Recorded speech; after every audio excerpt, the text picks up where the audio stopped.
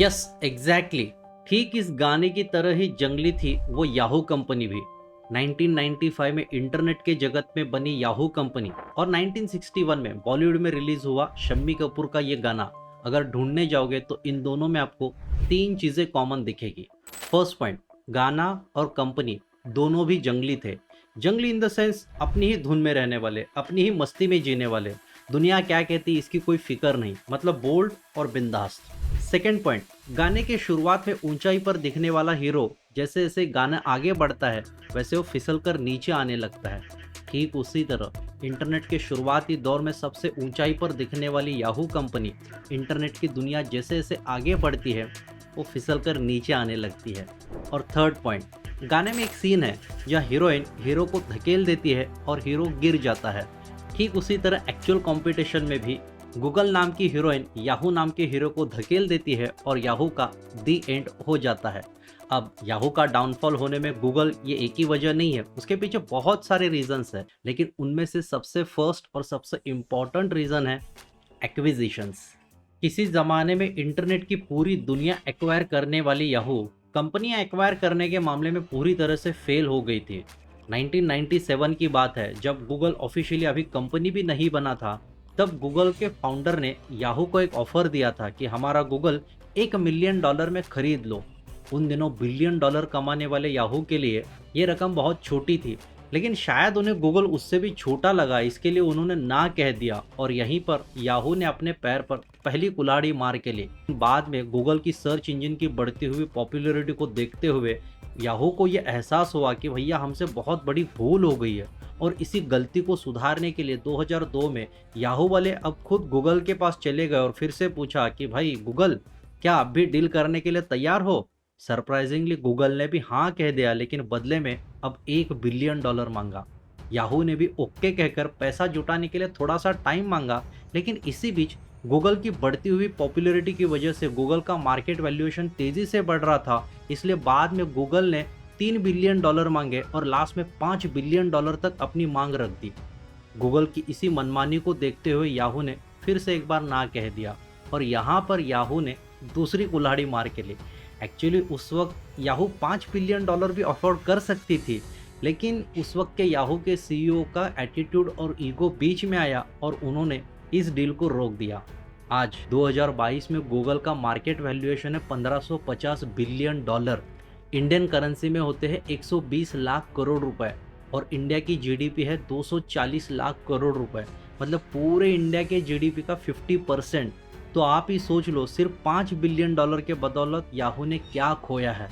इसलिए तो कहते हैं ना कि बिजनेस डील करते वक्त हमेशा नजदीकी घाटे से भी दूर का फायदा सोचना चाहिए। लेकिन याहू की किस्मत बहुत अच्छी थी। 2006 में उन्हें दुनिया पे राज करने के लिए और एक ऐसा ही बड़ा मौका आया था। अब की बार फेसबुक का डील होने वाला था $1 बिलियन में। एक्चुअली मार्क ज़करबर्ग फेसबुक को बेचना नहीं चाहते थे, लेकिन मैनेजमेंट ने उसे धमकाकर भेजा था कि अगर $1 बिलियन का ऑफर मिलता है तो चुपचाप पैसे ले लो, कंपनी बेचो और लाइफ में सेटल हो जाओ। यहाँ पर भी याहू वालों ने गलती कर दी। बीच मीटिंग में उन्होंने ओरिजिनल $1 बिलियन का ऑफर 850 मिलियन में कर दिया। मार्क ज़करबर्ग खुश हुए, मन ही मन में वो तो यही चाहते थे और उन्होंने ना कह दिया। $150 मिलियन, मतलब अगर उस वक्त के 675 करोड़ रुपए एक्स्ट्रा दिए होते तो आज 34 लाख करोड़ रुपए की फेसबुक याहू की हो जाती और हमें सब जगह याहू ही याहू दिखता। लेकिन ऐसा हुआ नहीं। जब मौका था तब चौका नहीं मारा और आज पछता रहे, लेकिन फायदा क्या।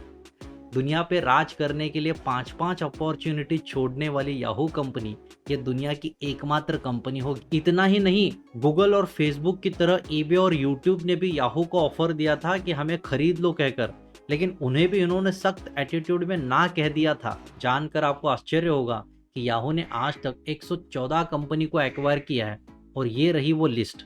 लेकिन इनमें से कोई भी कंपनी गूगल, फेसबुक और यूट्यूब की तरह हुकुम का इक्का साबित नहीं हुई। ये सारी कंपनियां याहू के लिए सफेद हाथी बने थे। आमदनी अठन्नी, खर्चा रुपया, ऐसा इनका व्यवहार हुआ था।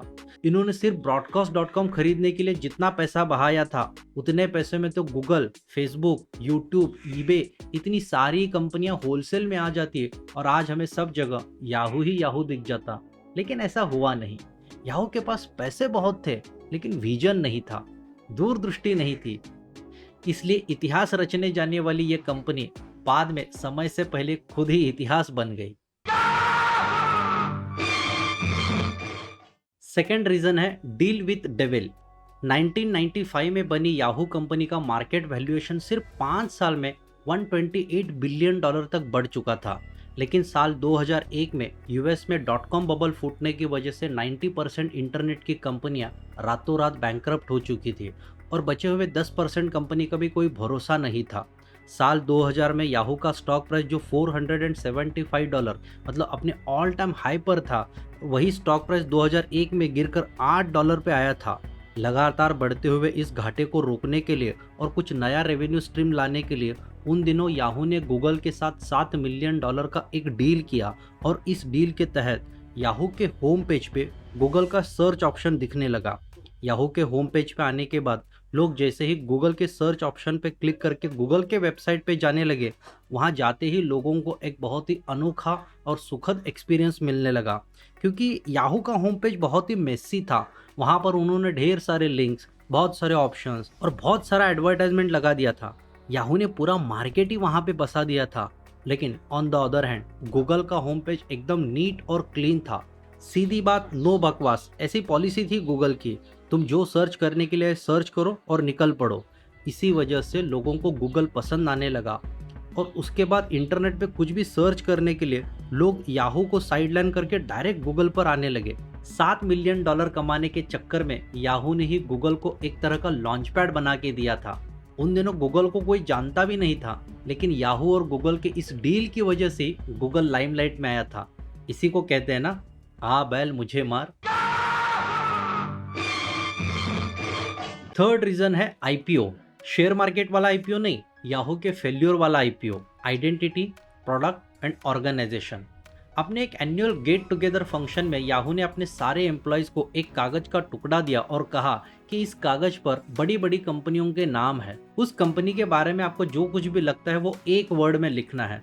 तो लोगों ने गूगल के सामने लिख दिया सर्च, पेपल के सामने लिख दिया पेमेंट, अमेजोन के सामने लिख दिया शॉपिंग और याहू के सामने कई सारे लोगों ने कई सारे ऑप्शंस लिख दिए। किसी ने लिखा सर्च, किसी ने लिखा न्यूज़, किसी ने लिखा सॉन्ग, किसी ने लिखा बहुत कुछ। तो इस बात से मैनेजमेंट को ये एहसास हुआ कि याहू की एक रियल आइडेंटिटी नहीं है। याहू एक ही समय बहुत सारा काम कर रहा था, लेकिन किसी भी काम में माहिर नहीं था। तो इसलिए jack of all trades but master of none, ऐसी आइडेंटिटी हो चुकी थी याहू की। जैसे ही आगे जाकर व्हाट्सएप ने रिप्लेस कर दिया याहू चैट को, स्पॉटिफाई ने रिप्लेस कर दिया याहू म्यूजिक को, जीमेल ने रिप्लेस कर दिया याहू मेल को और सोशल मीडिया ने रिप्लेस कर दिया याहू न्यूज़ को। 400 से भी ज़्यादा प्रोडक्ट्स बनाकर याहू ने उन दिनों मार्केट तो कवर कर लिया था, लेकिन मार्केट पे कंट्रोल जमाने के लिए याहू को कामयाबी नहीं मिली। इतने सालों के बाद भी गूगल के पास 270 प्रोडक्ट्स है, याहू से भी 130 कम। लेकिन इनमें से कई सारे ऐसे प्रोडक्ट्स हैं जिनको लाने वाले 130 सालों तक कोई ऑप्शन और रिप्लेसमेंट नहीं दिख रहा है। Google search, Google Chrome, Google Drive, Google Ads, YouTube, Gmail, GPay, ये सारे प्रोडक्ट्स आजकल मैंडेटरी बन गए हैं और इनको आने वाले फ्यूचर में तो दूर दूर तक कोई रिप्लेसमेंट नहीं दिख रहा है। गूगल ने मार्केट को सिर्फ कवर ही नहीं किया, बल्कि मार्केट पे अपना कंट्रोल जमाया है, मार्केट में मोनोपोली क्रिएट करके रखी है। When you cover the market you will become the number 1, but if you control the market you will become only 1। Number 1 मतलब आज मैं हूँ, कल कोई दूसरा होगा, तीसरा होगा। ओनली 1 का मतलब है आज मैं हूँ, कल भी मैं ही रहूँगा और परसों भी मैं ही रहूँगा। ये फ़र्क है गूगल और याहू के बीच में। ऑर्गेनाइजेशन के लेवल पर भी याहू बहुत कुछ बिखरा हुआ था। एम्प्लॉयज़ में कम्युनिकेशन गैप था, जॉब क्लैरिटी नहीं थी, रिस्पॉन्सिबिलिटी आज ये तो कल वो, ऐसा ही चल रहा था। याहू फोटोज़ नाम का इनका एक अपना प्रोडक्ट था। बाद में इन्होंने आगे जाकर फ्लिकर नाम की एक कंपनी को एक्वायर कर लिया जो याहू फोटोज़ की तरह सेम काम करती थी। एक्वायर करने के बाद आइडियली देखा जाए तो इन दोनों प्रोडक्ट को इनको मर्ज करना चाहिए था, लेकिन इन्होंने प्रोडक्ट के साथ साथ टीम भी सेपरेट रख दिया। तो इसके चलते टीम मेंबर्स में कंफ्यूजन होने लगे और झगड़े होने लगे। ऐसे हालात की वजह से कंपनी में बहुत कंफ्यूजन था और काम के मामले में सब कुछ बल्ले बल्ले था। फोर्थ रीजन है पुअर लीडरशिप। याहू ने 2007 से लेकर 2012 के बीच में इन 5 सालों में 6 बार अपनी सीईओ बदल चुकी है। एप्पल ने पिछले 45 ईयर्स में सिर्फ 7 सीईओज को बदला है। गूगल के पिछले 24 साल में सिर्फ 3 बार सीईओ को बदला है, वहीं पर याहू ने अपने 27 सालों में 11 बार सीईओ बदले हैं।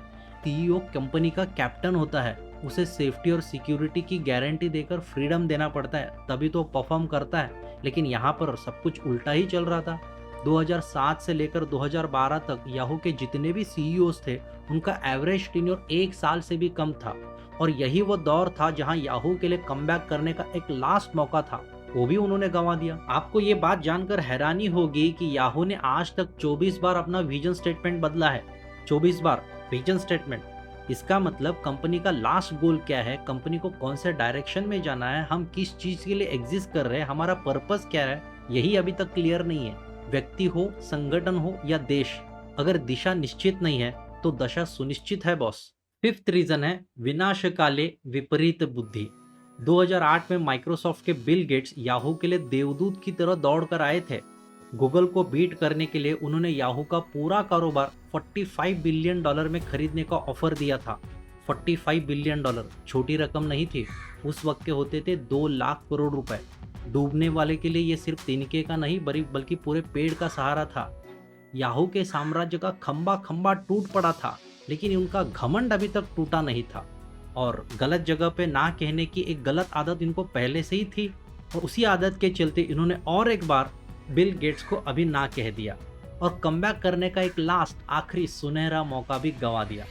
जानकर आपको हैरानी होगी, आगे 9 साल बाद 2017 में यूएस की वेरिजॉन कंपनी को इन याहू वालों ने याहू का पूरा कारोबार सिर्फ $4.5 बिलियन में बेचकर मामले को रफा दफा कर दिया। $4.5 बिलियन उस वक्त के होते थे 29,000 करोड़ रुपए। बिल गेट्स की ऑफर थी 2 लाख करोड़ रुपए। इसी को कहते हैं ना विनाशकाले विपरीत बुद्धि। याहू के इस डाउनफॉल से हमें 3 लेसन्स मिलते हैं। First lesson, your past success gives no guarantee for the future. Past में तुमने कितनी बड़ी कामयाबी हासिल की है, तुमने कितने बड़े तीर मारे हैं, इस बात पर तुम्हारे फ्यूचर की गारंटी कभी डिपेंड नहीं होती। सेकंड लेसन, बिजनेस में तुम्हारे पास पैसे हो या ना हो, लेकिन विजन होना चाहिए, दूरदृष्टि होनी चाहिए, बिग पिक्चर देखने की आदत होनी चाहिए। याहू के पास पैसे तो बहुत थे, लेकिन दूरदृष्टि नहीं थी। इसकी वजह से उनकी सृष्टि सिकुड़ती गई और वो इतिहास के पन्नों में तब्दील होते गए। थर्ड लेसन, लाइफ हो या बिजनेस, यस और नो को बहुत महत्व है, लेकिन कहाँ यस कहना है और कहाँ नो कहना है, ये बात जिसे समझ में आ गई, मान लो वो इस रेस में जीत गया। याहू का शून्य से लेकर शिखर तक और शिखर से लेकर फिर से शून्य तक का ये सफ़र और ये केस स्टडी आपको कैसे लगी, नीचे कमेंट बॉक्स में कमेंट करके हमें ज़रूर बताएं। और ये वीडियो आपको अगर पसंद आए तो चैनल को लाइक करके सब्सक्राइब करना ना भूलें, ताकि यूट्यूब बाबा हम पे खुश हो जाए और उनके ज़रिए ये वीडियो ज़्यादा से ज़्यादा पुश हो जाए। बहुत बहुत धन्यवाद।